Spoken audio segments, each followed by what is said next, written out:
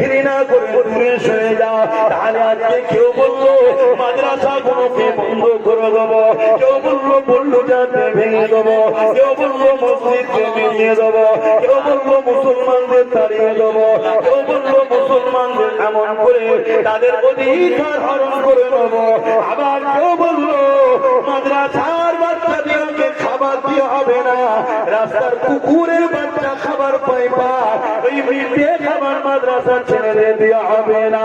এ যুবকেরা, তরুণেরা, বাপেরা, এগুলো নাই না অন্যায় তোমার বিবেকে ঢুকাতে হবে।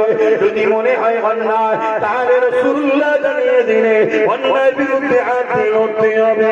হাতে যদি ক্ষমতা না থাকে মুখে প্রতিবাদ করতে হবে, মুখে যদি প্রতিবাদের ক্ষমতা না থাকে তাকে ঘৃণা করে সরে যেতে হবে। এটাই হলো ইমানের বৈশিষ্ট্য। তবে শেষ নম্বরটা হলো ইমানের বড় দুর্বল কমজোরি। তবে আমরা দেখেছি এই বাংলার জমিনে কে একজন বলেছিল মাদ্রাসায় নাকি জঙ্গি তৈরি হয়। আলহামদুলিল্লাহ সেই সময়ের মুসলমানদের ইমানের তেজ এত ছিল, তারা সঙ্গে সঙ্গে তাকে জবাবটা দিয়ে দিয়েছে যে তোমার সাথে আর আমরা না। কিন্তু দুঃখের বিষয় আজ আমাদের মসজিদের ইমাম খরিদ করা হয়েছে, আজ আমাদের মুআল্লার আলেম খরিদ করা হয়েছে, আজ আমাদের সমাজের পীর পীরজাদা বিক্রি হয়েছে, আজ আমাদের সমাজের ইমাম বিক্রি হয়ে গেছে। এই এত বড় বড় কথা বলা হয়, কোন এক জালিমকে আমাদের আল্লাহ বলা হচ্ছে, তারপরেও সেই জালিম সন্ত্রাসদের ঘরে মুসলমান এখনো এঁকড়ে ধরে রেখেছে। এই যুবকেরা, তরুণেরা, এই সমাজে এমনও কথা শোনা যায় কোন একটা ব্যক্তিকে বলে আল্লাহর অংশ, এরপরও সেই জাহান্নামীদের সঙ্গে আমার মুসলিম ছেলেরা কোনো দল করছে। বড় দুঃখ লাগে, বড় কষ্ট লাগে। কেউ এই সমাজে বলতে লেগেছে যেমন করে দেখা যায় সব কিছু শেষ হয়ে যাবে, এমনকি কোরআনও শেষ হয়ে যাবে, আমার উন্নতি শেষ হবে না। এই জাহান্নামীর সঙ্গে এখনো মুসলমান কি করে মিশে থাকতে পারে? এটা আমাদের জন্য বড় চিন্তার বিষয়। কিন্তু এই চিন্তা আমাকে বড় কাঁদাচ্ছে, এই চিন্তা আমাকে বড় ভাবাচ্ছে। কি জন্য ভাবাচ্ছে? আমার মনে হয় এই গাফলতি আল্লাহর আযাবের শিকার আমরা হব, এই গাফলতি আল্লাহর পক্ষ থেকে গজবের শিকার আমরা হব, এই গাফলতি আল্লাহর পক্ষ থেকে আসমানি মার আমাদের উপরে হবে। আমি একজন আলিম হিসাবে, একজন নবীর ঘরের সন্তান হিসাবে, একজন জবানের মুজাহিদের খুন হিসাবে আর ধর্মসভা থেকে বলে দিয়ে যায়, কেউ যদি রাজনীতির প্ল্যাটফর্ম ব্যবহার করে রাজনীতির ক্ষমতা দিয়ে আমার দিনকে মিটাতে চায়, তাহলে উলামাদের দায়িত্ব হবে মসজিদের মেম্বারে দাঁড়িয়ে, পীরের দায়িত্ব হবে খানকায় বসে, আলেমের দায়িত্ব হবে নবীর মেম্বারে বসে ওই জালিম অত্যাচারী রাজনীতি দলের নেতাদের বিরুদ্ধে আওয়াজ তোলা। যদি আওয়াজ না তুলতে পারো রাসূলুল্লাহর কথা অনুযায়ী তার মধ্যে ঈমান নাই। কথা বুঝে আসছে তো নাকি? আমার কথা, আমার কথা। হ্যাঁ, আপনারা নিশ্চয়ই জানেন কষ্ট কি গো, কষ্ট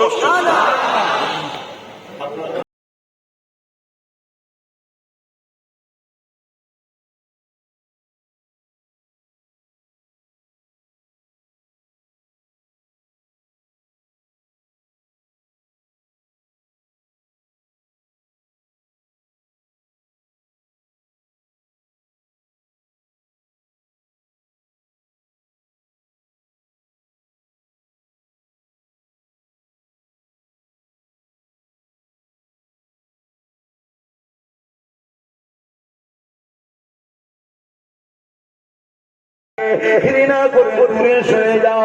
তাহলে আজকে কেউ বললো মাদ্রাসা গুলোকে বন্ধ করে দেবো, কেউ বললো যাতে ভেঙে দেবো, কেউ বললো মসজিদকে ভেঙে দেবো, কেউ বললো মুসলমানদের তাড়িয়ে দেবো, কেউ বললো মুসলমানদের এমন করে তাদের অধিকার হরণ করে দেবো। আবার কেউ বললো মাদ্রাসার বাচ্চাদেরকে খাবার দিয়ে হবে না, রাস্তার কুকুরের বাচ্চা খাবার পাইবা, ওই পেয়ে খাবার মাদ্রাসা ছেড়ে দেওয়া হবে না। এ যুবকেরা, তরুণেরা, বাপেরা, এগুলো নাই না অন্যায় তোমার বিবেকে ঢুকাতে হবে। যদি মনে হয় অন্যায়, তাহলে রাসূলুল্লাহ জানিয়ে দিলে অন্যায়ের বিরুদ্ধে হাতে লড়তে হবে। হাতে যদি ক্ষমতা না থাকে, মুখে প্রতিবাদ করতে হবে। মুখে যদি প্রতিবাদের ক্ষমতা না থাকে, তাকে ঘৃণা করে সরে যেতে হবে। এটাই হলো ইমানের বৈশিষ্ট্য। তবে শেষ নম্বরটা হলো ইমানের বড় দুর্বল কমজোরি।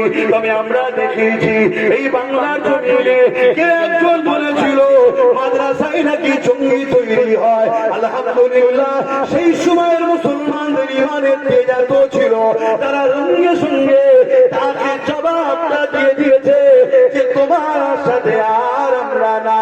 কিন্তু দুঃখের বিষয়, আজ আমাদের মসজিদের ইমাম খরিদ করা হয়েছে, আজ আমাদের মুআল্লার আলেম খরিদ করা হয়েছে, আজ আমাদের সমাজের পীর পীরজাদা বিক্রি হয়েছে, আজ আমাদের সমাজের ইমাম বিক্রি হয়ে গেছে।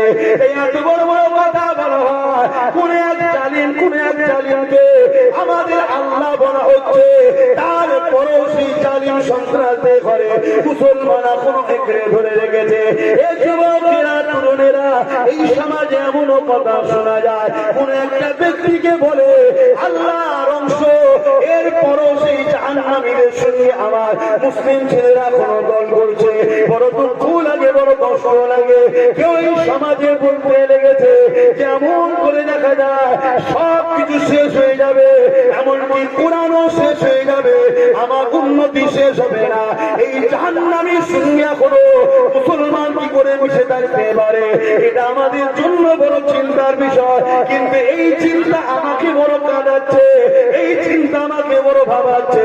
কি জন্য ভাবাচ্ছে?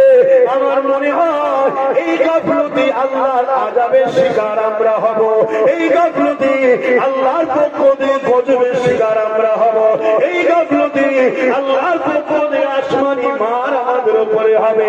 আমি একজন আলিম হিসাবে, একজন নবীর ঘরের সন্তান হিসাবে, একজন জবানের মুজাহিদের খুন হিসাবে আর ধর্মসভা থেকে বলে দিয়ে যায়, কেউ যদি রাজনীতির প্ল্যাটফর্ম ব্যবহার করে রাজনীতির ক্ষমতা দিয়ে আমার দিনকে মিটাতে চায়, তাহলে উলামাদের দায়িত্ব হবে মসজিদের মেম্বারে দাঁড়িয়ে, পীরের দায়িত্ব হবে খানকায় বসে, আলেমের দায়িত্ব হবে নবীর মেম্বারে বসে ওই জালিম অত্যাচারী রাজনীতি দলের নেতাদের বিরুদ্ধে আওয়াজ তোলা। যদি আওয়াজ না তুলতে পারো রাসূলুল্লাহর কথা অনুযায়ী, তার মধ্যে ঈমান নাই। কথা বুঝে আসছে তো নাকি? আমার কথাই, আমার কথাই। হ্যাঁ, আপনারা নিশ্চয়ই জানেন কষ্ট, কি গো কষ্ট?